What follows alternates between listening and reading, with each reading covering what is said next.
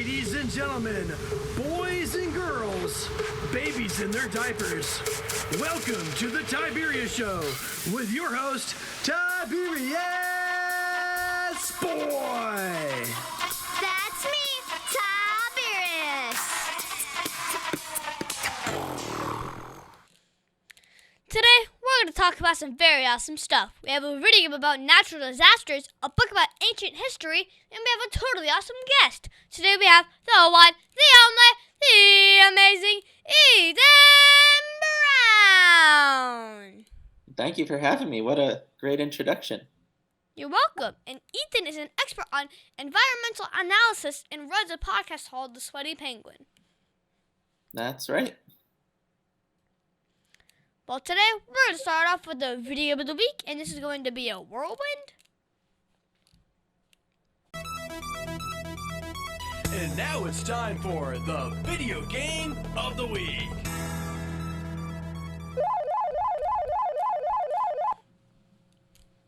And now it's time for the video game of the week. Today's video game is Natural Disaster Survival. This game is made by Stickmaster Luke. Because it's on Roblox, you are able to play it on PC, Mac, Xbox, and even your cell phone. And it is free! You might remember Stickmaster Luke from his other games, Cow Defender, The Underground War. But this, Natural Disaster Survival, is the only game with lots of players in it. And it's free? Yep, Wow, it's cool. that is cool. So first off, when you start the game, you are in a tower and you are looking out on an island. You watch while some type of natural disaster happens to it. There are tons of people on the island and they are attempting to survive the challenge. Then, when 2 minutes is up, the game announces who has survived and the island is reset. Now everyone in the tower is teleported to the island. Wait, that includes me! Oh no! Now I have to run around and keep away from whatever is going to happen. There are a number of disasters that can affect the island. Everything from flash flood, tornadoes, meteors, volcanoes, acid rain, and tsunamis. Each disaster requires a different response. Oh, and the island can have different location types. Locations include playhouse, beach, glass city, rocket base, park, and so many other maps. Some locations are easier to survive in. I like the park because I can hide under the statue for most wind-related issues. But since the city is way better for flash flooding since the buildings are tall. That's really interesting. So it's like climate change, but in a video game. Exactly. That's really cool. I did not know that existed. Well, it's cool because I give Natural Disaster Survival 10 out of 10 stars because I really like the challenge of surviving different disasters, and sometimes you can pay Robux for 2 or 3 disasters at once. That's It's awesome. hard. I'm going to have to check out this game. It sounds up my alley. Well, it is a lot of fun, and I'm glad that it is only a game instead of real life. Imagine having 3 or 4 disasters in real life happen. That would not be good. Yep. See, DavidSmithLaw.com. You can call him at 407-801-2667. Wait, you are not Chuck. My dad can help when people get hurt. He loves to help people. If you are ever injured at work or in a car accident, you should call my friend Chuck. You can call him at 407-801-2667. That website again is CWSmithLaw.com. Offices, Orlando. Does it actually have that much W's?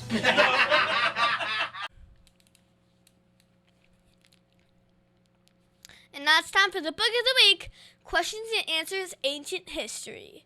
This book is written by Arcturus. Learn to the back of the book. In fact, Ethan, would you like to do the honors?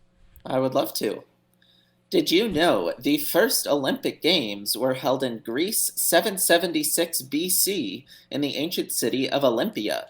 The ancient Egyptians devised the first 365-day calendar. Ancient history gives readers an incredible insight into all aspects of human life in the ancient world. From the earliest civilizations to the medieval period, readers will learn about art, architecture, culture, religion, and the remarkable individuals who shaped world history. Wow. Well, this is not in our book, so you don't get any points for reading it, but it does have a lot of information about the past and people that shaped our world. It seems to be written for 4th or 5th graders. Cool. Okay, so this is not a storybook. Instead, they have a page for different cultures or groups of people. I learned that the Egyptians built the pyramids and as the final resting place for the kings that they call pharaohs. I also learned that in Greece, when they started the Olympic Games, everyone was naked as a way to intimidate other competitors. Wow. Do you watch the Olympics? No, not really. No? I'm a big fan of Olympic track, so I'm imagining that today. I like the Winter Olympics. Oh, those are fun too. Well, there was just so much information in this book, and I thought I was just going to do some light reading for fun. And I learned that the Romans built aqueducts, which were the first water pipes and ran water all through the city. This freed up people to do more entertainment and art rather than getting the much-needed water. Interesting. I also learned about the Renaissance, which has lasted 200 years. This was a time where great inventions in art was developed. With the invention of oil paints, many famous artists like Michelangelo and Leonardo da Vinci became popular during this time. That's really cool. Well, I give questions and answers ancient history 8 out of 10 stars because I really was hoping for a storybook, but I did learn a lot about different types of people in the world and how their inventions changed how we do things today.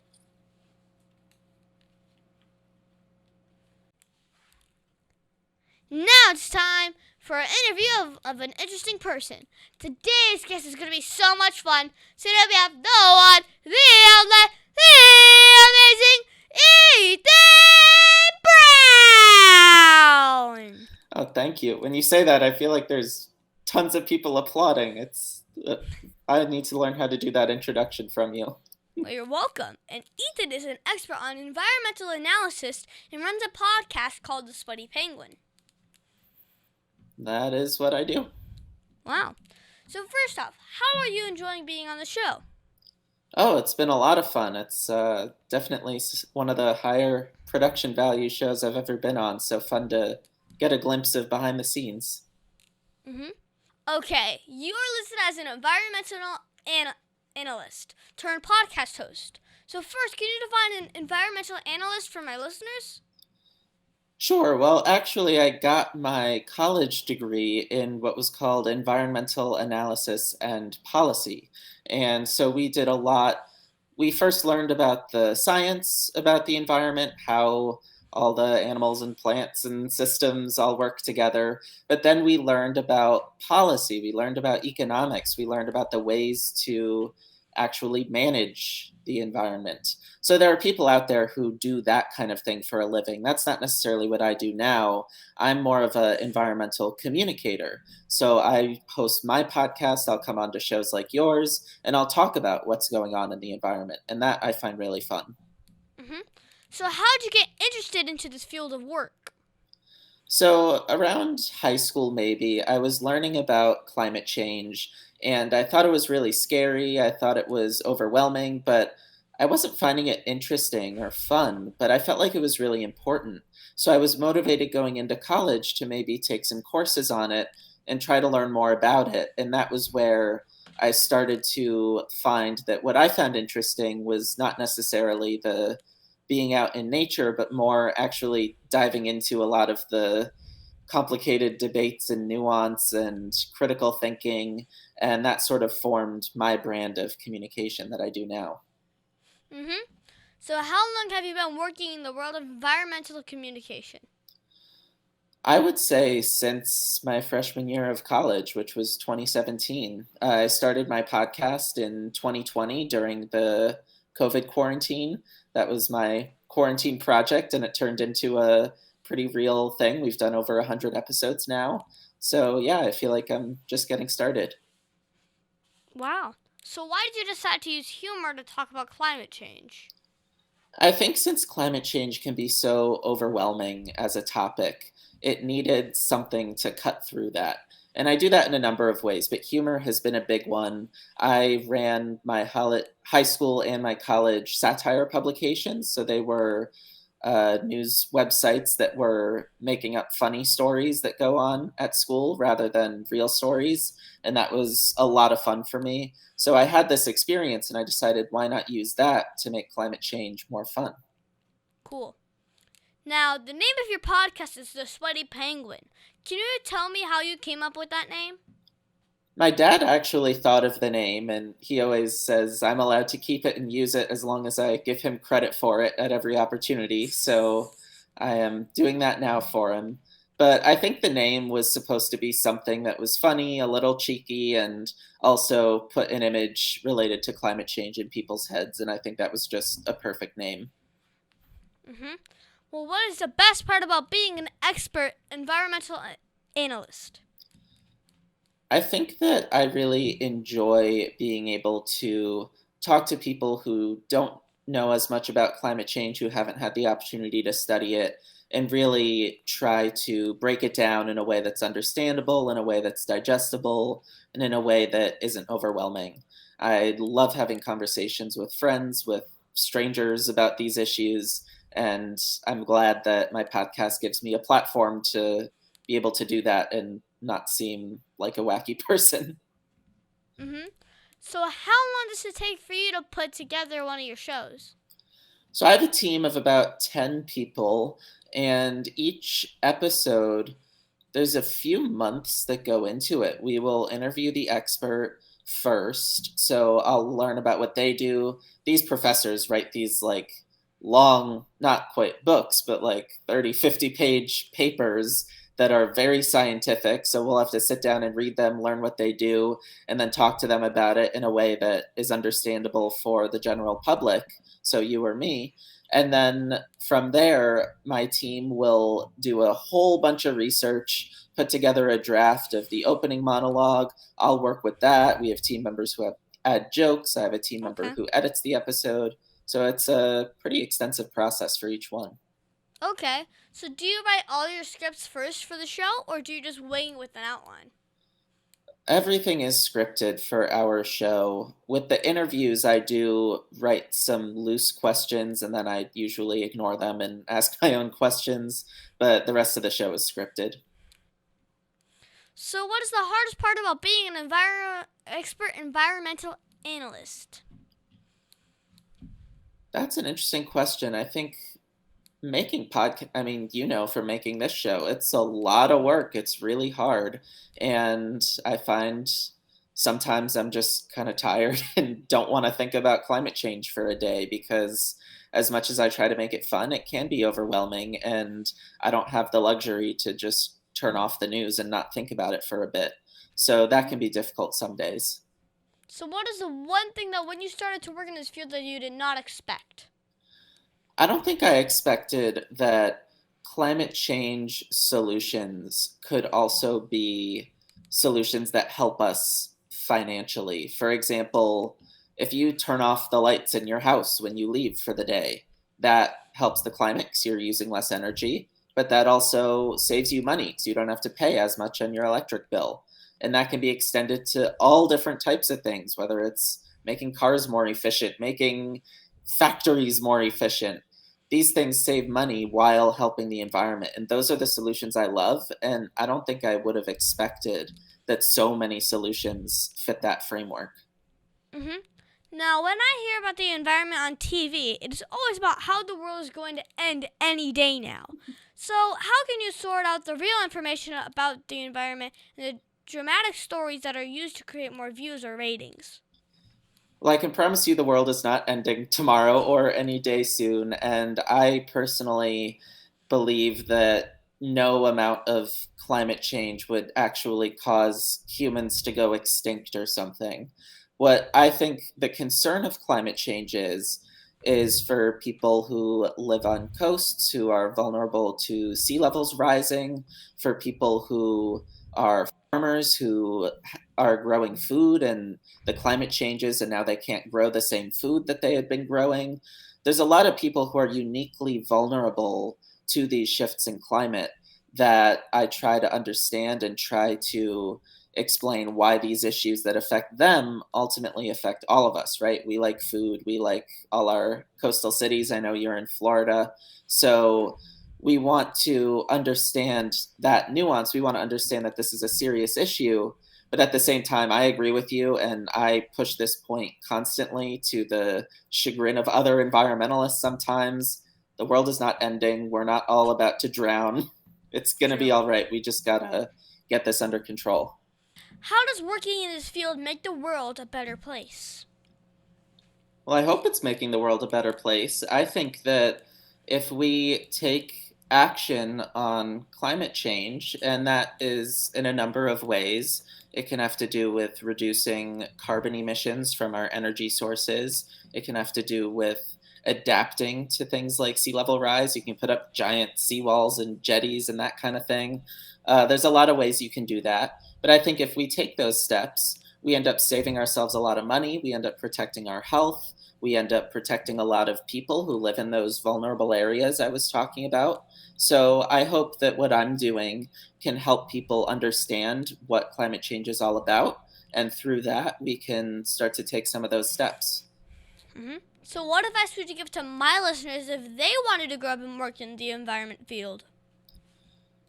I think I would start with my podcast, honestly. I feel like I'm sort of the perfect introduction into this field.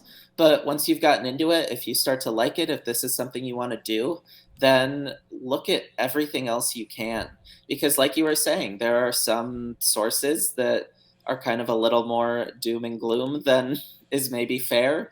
And there are other sources that maybe don't take it seriously enough. So the more information that you can learn and the more you can think critically about it, then you can start to become an environmental expert. And there's so many different jobs you could do in this field once you've done that.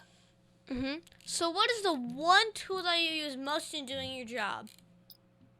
The one tool, I guess I would say writing.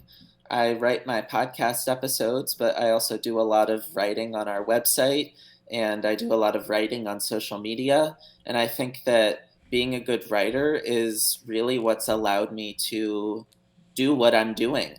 When I was going into college, I was going for film and television, and you can see above me, I got 2 degrees. I got one in film and television, one in environmental analysis and policy. Sorry if that messed up my shot. But yeah, I think that was really, really important for me to learn not just about the environment, but also how to be a good communicator, how to be a good writer. Well, what do you think would make your job easier? Well, more money. And I mean that genuinely. I think that if our team continues to grow, that gives us a lot more opportunities to do what we're doing. Certainly, I spend a lot of time doing what I would consider to be more menial tasks. Exactly. And not to be arrogant or anything, but I wish that I could spend my 8 hours a day doing stuff like this, talking to people like you about the climate. I would rather do that for my whole day than be spending time putting posts up on a website or talking to support from some random company or whatever. That's well, I mean, not I quite would as rather fun. play video games than doing that. Well, yeah, that too. Now, sometimes you take on other subjects besides climate change, like ADD. Hey, I have that. So how do you decide what subjects you want to do an episode on? Every topic we do actually ties back to climate change, even ADHD. We found that some of the pollutants that will come out of power plants, these are pollutants like benzene, toluene, ethylbenzene, they will affect the climate, but they also are just not healthy things to have in the air, and they're called neurotoxins, which means they affect the brain. And so these pollutants were actually shown to have effects in, they could make people exhibit ADHD behavior. And that was really, really interesting to me. So every episode we do, even if it doesn't seem like a climate topic, it actually turns out to be one. Wow. Okay, now your podcast was picked up by PBS. Congratulations! How'd you get the attention of such an amazing platform? Yeah, that's been such a cool opportunity. I was an intern for them in the summer of 2019, and I was working with their climate initiative called Peril and Promise. So I was combining my film and television with my climate expertise, and we had a great relationship. So about a year into doing the podcast, I reached out to them and said, "Hey, I know you're looking for content. We have content. You have money. We want money. Let's talk." And we did, and we It's like a struck up this deal. partnership. Exactly. That's exactly what happened. And it's been fantastic. It's so cool to see our work on pbs.org and have that recognition. Like, you'll give us $1,000 a year, we'll give you content. Pretty much. Is running your podcast now your full-time job? That's what I would like it to be. It isn't right now. I actually also work as a production assistant for PBS's Peril and Promise now. So I work with them in two jobs, basically. I do that for 8 hours a day, and then I work on my podcast after. So hopefully, I would love for my podcast to be a full-time job. I would also love our team to grow because I do enjoy doing both jobs. So whatever happens, I'm just excited for this adventure to continue. So when you were a kid, what did you want to do when you grew up? Did you always know that you were going to be in the environmental field? I definitely did not. I was not a nature person growing up. I remember in fourth and fifth grade, I wanted to open a restaurant. Then for about 5 years, as you know, I was really, really into math. And I was doing a mental math stage show called Mathemagics all over the world. And so I wanted to do something with math, maybe be a teacher, maybe continue doing that show. Maybe still doing that with the magic square. Yeah, I stopped doing that in about 10th grade. I sort of wasn't as into math at that point, and I was starting to get into film and television, and then soon after, climate change. But from then to now, what I've always loved doing is combining education with entertainment, trying to make topics that we learn in school a lot more fun. So then it was math, now it's been climate change, but a lot of those same skills I've been using since I was a kid. Wow. So what is the one message that you want to get out to the kids all over the world about climate change? I think it's important to remember that we still have a lot in our power with climate change. It is not the end of the world, like we were saying. And not just that, but we have an opportunity to make the future as close to what we have now as possible. And I think that we should take advantage of that opportunity in a sensible way, not like shut off every single light switch in the world today, but in a way where we say, all right, in the next 20, 30 years, what steps can we take to take advantage of cool technologies like solar, wind, nuclear, what have you? Take advantage of what scientists can tell us. For example, last week there was an ice shelf in Antarctica that collapsed, fell into the ocean, and it's gone, and that will push the sea levels up a little bit. We know that now, so how can we adapt to that? What can we do to live with that? So there's a lot that... Have everyone move out of those places. Okay. I mean, that's a conversation. It's not ideal, but you Not can do ideal, that. You but it can would put up big work. walls. You can put up plants along the coast. There's a lot of things you can think about, but A big wall of sand. that seriously, A people wave do of that. Sand. And they just Yeah, that's a real thing that people do. So yeah, there's so many different creative options like that, and if we have these conversations, if we be creative like this, I think we have a lot of opportunities to make a better world in the future. So what is the craziest thing that has happened while you were doing your passion? Craziest thing, I guess. Hopefully I'm allowed to talk about this. There's a professor at the... Well, I won't out her, I guess. But there's a professor who is creating a Sweaty Penguin themed course at her college right now.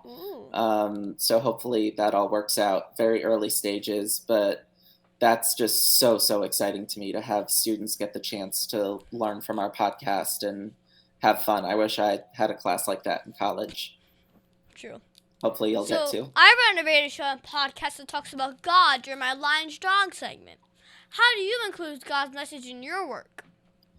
So I'm not personally a very religious person, but I think that what we do can be taken that way or not taken that way. I mean, certainly there's a lot in religious text about protecting the earth and about why the animals are important, why the world is important.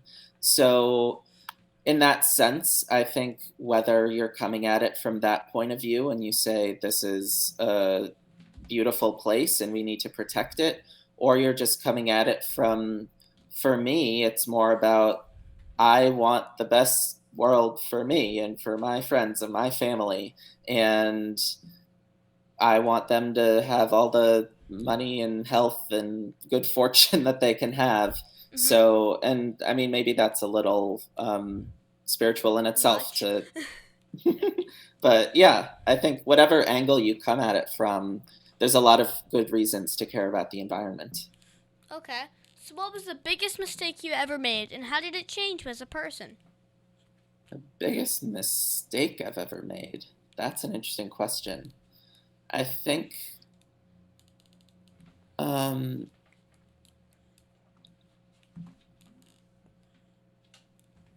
don't know. I think what comes to mind is one that I can think of is when I was a little kid and I had written some.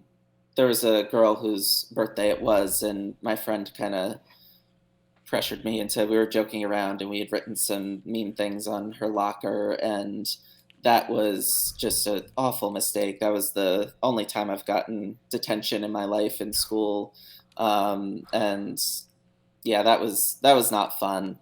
But I think that I really learned from that how important it is to be kind to other people, and especially on their birthdays, but all days. And that's always who I have been before that, who I try to be now, really valuing other people and assuming the best in them. And actually this year I've been trying my best to every single day find out whose birthday it is and wish them a happy birthday. Has nothing to do with that, just one way I can try to be kind to others. So True. That was what came to mind when you asked the question, just a really dumb thing I did as a kid. But I hope everyone can take from that how important it is to be kind to each other. Well, when you're not working, what do you do for fun? Well, I'm a big football fan. I'm a fan of the Pittsburgh Steelers, so I watch football every Sunday and listen to way too many football podcasts and shows. I also like biking. I like running. I love to grill. We have a grill in our. Track? I did run track in high school. I love track. I actually watched track too. So, yeah. Well, do you play video games? And if you do, what's your favorite one? A little bit. I love Mario Kart. I love FIFA, soccer. I love Madden, the football game, although we only have a Switch here, so Madden doesn't exist for Switch. So yeah, I'm not very good at video games, but I do enjoy them. But trust me, you can tell I'm a gamer. I have a lot of friends who are hardcore gamers. I was our editor for the Sweaty Penguin, Frank, is a really intense gamer, and we played Mario Kart against him online, and he was maybe like a minute in front of us, and I was like, how is that even possible to be that good at Mario Kart? Hours of gaming. Yeah, I can imagine. But what's your favorite book to read? My favorite book that I can remember was called Flowers for Algernon. Hope I pronounced that right. It was a really cool story because the character in the book it's written from the character's point of view, and the character gets smarter as the book progresses. And so the actual writing gets better and better. It starts with a lot of spelling and grammar mistakes, and then as you go, it starts getting better vocabulary, better words. So I just thought that was such a cool way to write a story, and I really enjoyed that book. Okay. Now can you tell me that one story? Remember, this is a kid show, but that one story, well, that you're not supposed to tell me about. Come on, you can tell me. That I'm not supposed to tell you about. I guess this was kind of funny. There was a podcast that I was interviewed on maybe a year and a half ago where they had a dating segment where they would ask the person for dating advice. And since I had a podcast, they were asking me, how do you date as a podcaster? And because podcasters love to talk about their podcast, I'm sure you love to talk about the Tiberius Show. No, that's my dad, not me. Well, yeah, there you go. But I was saying, like, okay, do you understand how hard it is when your podcast is called The Sweaty Penguin? So it was a really funny conversation. But in the maybe 5 days between when we recorded and when the episode came out, my girlfriend and I got together, and we're still together today. We live together. But Wow. The episode came out like the day after I had just gotten into a relationship where I'm talking about how hard it is to date and how I'm having no success. So that was really funny. That's funny. Okay, well, is there anything else you think my listeners should know about you? Well, in terms of the Sweaty Penguin, I hope your listeners check it out. We are on Apple, Spotify, wherever you get your podcasts. We're starting to put our episodes on YouTube, so you can check that out. thesweatypenguin.com, pbs.org/Peril and Promise is our partner. So yeah, definitely check us out, subscribe, give us some support, and we hope that you can get some digestible and fun climate content there. Well, do you have a Facebook for my listeners that want to follow you? Yep, we are on Facebook. If you search The Sweaty Penguin, you can find us. We're also on Instagram, Twitter, TikTok, Reddit, all that good stuff. Well, what is that one question that you think I forgot to ask you? I don't think you forgot any. I think you did a great job. Well, thank you. Thank you, Ethan, for being my special guest. Can you stick around for Math Corners? I would love to. Thank you for having me. Yes. Over 40 years, Lighthouse Central Florida has provided education, independent life skills, and job training to thousands of Central Floridians who live with blindness or any degree of vision loss. Whether it's picking out clothes in the morning or just moving around your community and serving Orange, Seminole, and Osceola counties, contact Lighthouse Central Florida at 407-898-2483 or visit them online at lighthousecfl.org.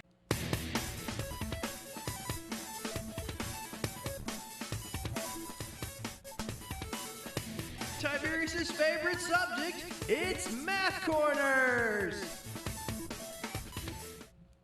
Well, thank you, Ethan, for helping me with Math Corners. Last week we talked about... Wait a second. My screen says that you are going to take over my Math Corners and teach me something. Okay. Yeah, thank you for giving me the chance to do that. Like I said, I did a mental math stage show as a kid. And so when you told me about Math Corners, I thought it would be a really fun chance for me to show some of the stuff I used to do before I started my environmental podcast. So, Okay. Tiberius, do you have a calculator? Yes, I do. All right. So what I want you to do, start by typing in any one-digit number. And then I want you to hit times. And then I want you to hit another one-digit number. And then times again. And just keep multiplying by one-digit numbers.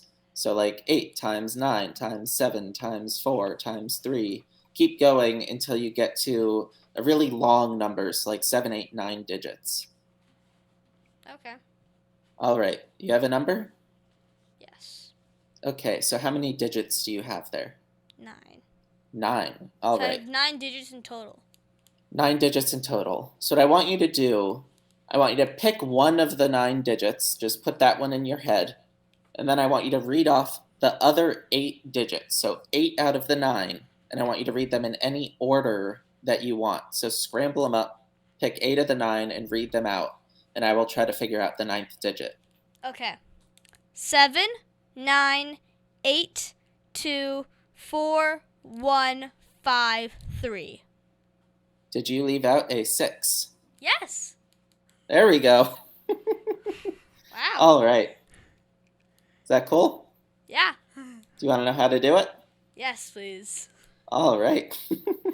So I think that trick is so cool, and it was actually one that I learned from Arthur Benjamin. He was who I was inspired by to do my mental math show, and he still goes all over the world doing shows. He's been doing it since he was in high school, and this is a trick that he would do in his show. I learned it. I did it in some of my shows.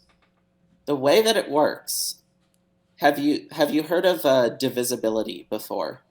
Yes. Maybe. Okay. Do you want to tell your listeners what divisibility means? Yes. Well, you. Oh, I can. Sure. So divisibility means a number is, if you divide a number by that, it will not be a fraction. So for example, 18 is divisible by 3, because 18 divided by 3 is 6. 18 is not divisible by 4, because 18 divided by 4 would be 4.5, and there's a fraction. So there are things called divisibility rules, which tell you if a number is divisible by another number. For example, if you want to know if a number is divisible by 5, if you look at the last digit, if it's a 5 or a 0, then it's divisible by 5, right? Because 5, 10, 15, 20, 25, 30, we can do that up to infinity. True. With 2, it would be the same thing. If it ends in a 2, 4, 6, 8, or 0, we know it's divisible by 2. That's correct. Do you know the rule for divisibility by 9? Have you heard of that before? Maybe. So I think you add up all the, you have a big number, and you take all of the digits, separate them out, and add them all together, and see if it's divisible by 9. Exactly. So if you have... I knew it because because 9 is divisible by 3. So if it's divisible by 3, it might be divisible by 9. Yep, so you can figure out with 3s by seeing if it's divisible by 3, and you can figure it out with 9s by seeing if it's divisible by 9. You can even do it with 6s by seeing if it's divisible by 3 and by 2.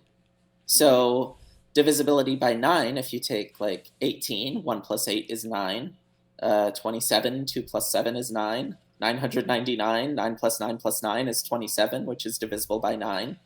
So for the missing digit trick, when I have you multiply number by number by number, I'm banking on the very likely chance that in that process, you will either multiply by 9, or you'll multiply by 3 twice, which would be multiplying by 9, or you'll multiply by 6 twice, or you'll multiply by a 3 and a 6.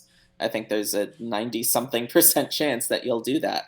So the big 9-digit number that you create is going to be divisible by 9, right? So when you read off 8 of the 9 digits, I'm just adding them up in my head, and then I figure out, all right, how far am I from the next multiple of 9? So I think when you gave me yours, I was up to 41 or something. Or no. 42. Yeah, what was it? You left out a... What's 6 times 6? 9? I think you left out a 6, maybe. I left out a 6. Yeah, so I might have been at like 48 and had to get to 54 or something like that. Yeah. But yeah, I just figured out what was the next number to get to, and it would take 6. I'd have to add 6 to get there. So I knew it was a 6. Now, the one time where this can, first off, it can go wrong if they never hit the right side of the calculator, but that very rarely happens. The other way that could go wrong, although not really, is if you add up the digits they give you, and you are already at a multiple of 9. In that case, they either left out a 0 or a 9. So what I'll do in that case, what I would do on stage, and what Arthur Benjamin does on stage, So he'll say, all right, I want you to close your eyes, and I want you to really concentrate on the digit that you left out. And they'll sit there for a second, and then he goes, okay, I'm getting a lot of nothing. Did you maybe leave out a 0? And if they say yes, he got it. If they say no, everyone laughs. He's like, all right, just a corny joke there. All right, keep thinking. All right, did you leave out a 9? Then they say yes. And so either way, he gets it right. So that's a fun way to do it. You can also just ask someone, okay, need a little help. Is it even or odd? And then you can get it that way. You can even just take a shot, get it wrong. I think that it's very likely to end up with a 0, because just like there's the ability to, just like it's going to be divisible by 9, it's also likely going to be divisible by 10, right? So if you hit 5 and you hit any even number, you're going to have a 0 at the end. If you do that twice, you'll have 2 zeros at the end. Yeah, so, my number was big. It was like 353,880. So. Yeah, so I think a lot of times that I do this, there's like 3 zeros, and suddenly, so I can guess that they left out a 0 pretty easily. But yeah, that is the missing digit trick. I hope you liked it. Well, I really did.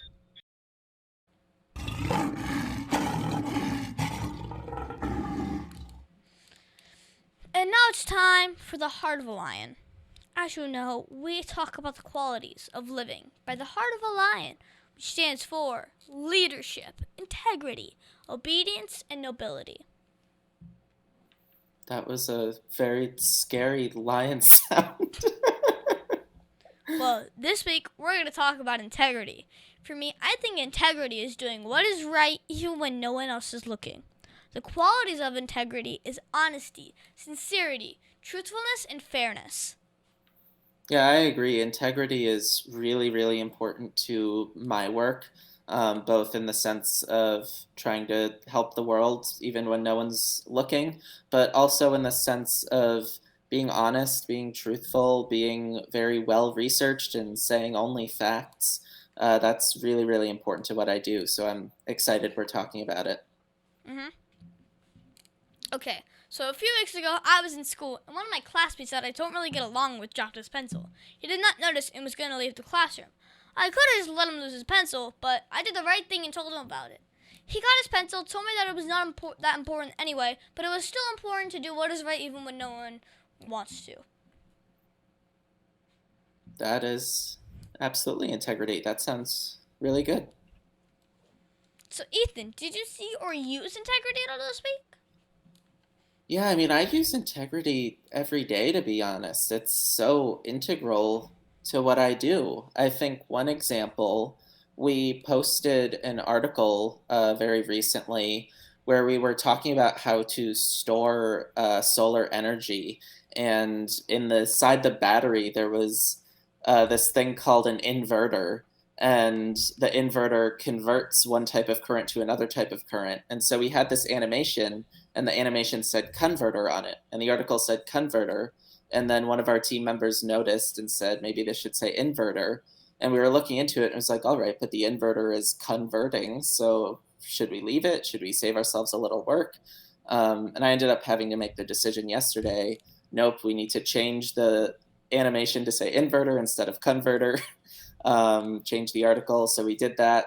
So it's just a little thing, right? But we took that extra step because we wanted to make sure our audience had the exact information.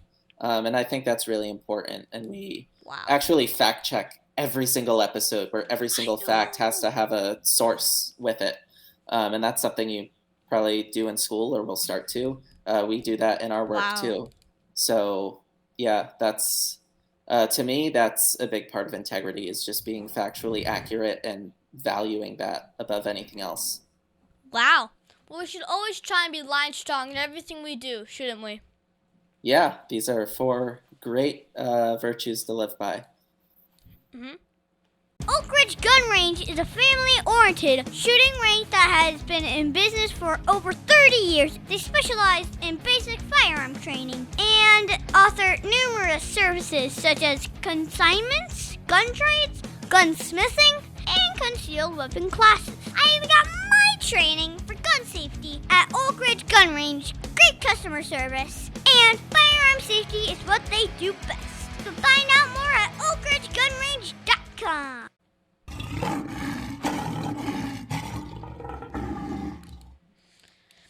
And now it's time for the Heart of a Lion. As you know, we talk about the qualities of living by the heart of a lion, which stands for leadership, integrity, obedience, and nobility. That was a very scary lion sound. Well, this week we're going to talk about integrity. For me, I think integrity is doing what is right even when no one else is looking. The qualities of integrity is honesty, sincerity, truthfulness, and fairness. Yeah, I agree. Integrity is really, really important to my work, both in the sense of trying to help the world even when no one's looking, but also in the sense of being honest, being truthful, being very well researched, and saying only facts. That's really, really important to what I do. So I'm excited we're talking about it. Okay, so a few weeks ago, I was in school, and one of my classmates that I don't really get along with dropped his pencil. He did not notice and was going to leave the classroom. I could have just let him lose his pencil, but I did the right thing and told him about it. He got his pencil, told me that it was not that important anyway, but it was still important to do what is right even when no one wants to. That is absolutely integrity. That sounds really good. So Ethan, did you see or use integrity at all this week? Yeah, I mean, I use integrity every day, to be honest. It's so integral to what I do. I think one example, we posted an article very recently where we were talking about how to store solar energy. And inside the battery, there was this thing called an inverter. And the inverter converts one type of current to another type of current. And so we had this animation, and the animation said converter on it, and the article said converter. And then one of our team members noticed and said, maybe this should say inverter. And we were looking into it, and it was like, all right, but the inverter is converting, so should we leave it? Should we save ourselves a little work? And I ended up having to make the decision yesterday. Nope, we need to change the animation to say inverter instead of converter. Change the article, so we did that. So it's just a little thing, right? But we took that extra step because we wanted to make sure our audience had the exact right information. And I think that's really important. And we actually fact check every single episode, where every single fact has to have a source with it. And that's something you probably do in school, or will start to. We do that in our work too. So yeah, that's to me, that's a big part of integrity, is just being factually accurate and valuing that above anything else. Wow. Well, we should always try and be line strong in everything we do, shouldn't we? Yeah, these are 4 great virtues to live by. And that's our show, folks. So I want to thank the one, the only, the amazing Ethan Brown! Thank you so much for having me. This was so much fun. For being on my show. Well, it has been so much to talk to you today. I think you've learned a lot about the environment and the ways to talk about it. Yeah, I'm glad that you did. And if you want to learn more, if any of your audience wants to learn more, again, we are The Sweaty Penguin. TheSweatyPenguin.com is our website. You can find the podcast on Apple, Spotify, Google, wherever you get those. That's right. And find us on social media. Give us a follow, subscribe to our podcast channel. All that really helps us out. And also, you can find me on Facebook and Instagram at The Tiberius Show. And please be sure to visit The Tiberius Show on YouTube and like and subscribe. Also, be sure to listen to us next week on The Tiberius Show with your host, Tiberius.